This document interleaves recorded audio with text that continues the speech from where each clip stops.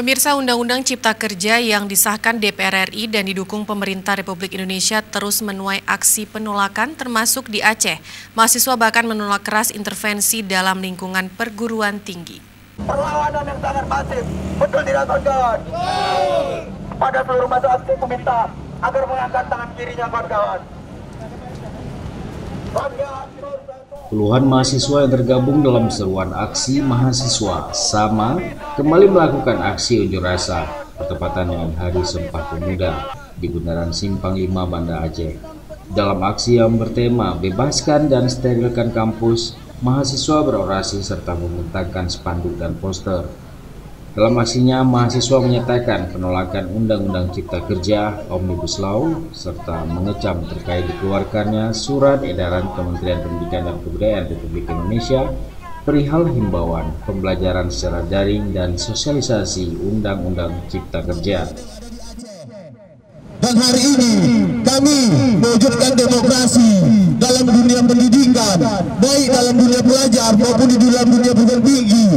Dan hari ini bahwasanya pendidikan telah dikomersilkan, pendidikan telah dijadikan sebagai budak-budak untuk menjatuhkan negeri ini, dan pendidikan dijadikan mafia-mafia yang membuat negara ini bakalan hancur, kawan-kawan.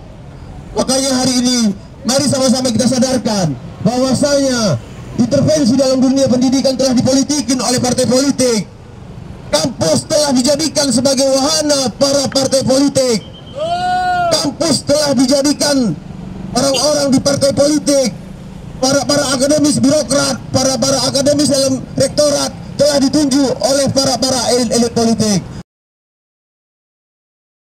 Dalam orasinya, mahasiswa mengingatkan negara yang berlatar belakang demokrasi seharusnya memberi kebebasan di dalam dunia pendidikan.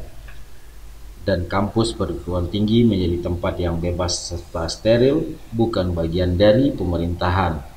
Namun saat ini kondisi kampus malah terkekang akibat intervensi dari pemerintah dengan surat edaran Kemendikbud yang diyakini bahwa pemerintah memuluskan Undang-Undang Cipta Kerja. Aksi mahasiswa ini berlangsung tertib dengan kawalan puluhan personel kepolisian. Dari Banda Aceh, Tim Liputan Aceh TV melaporkan.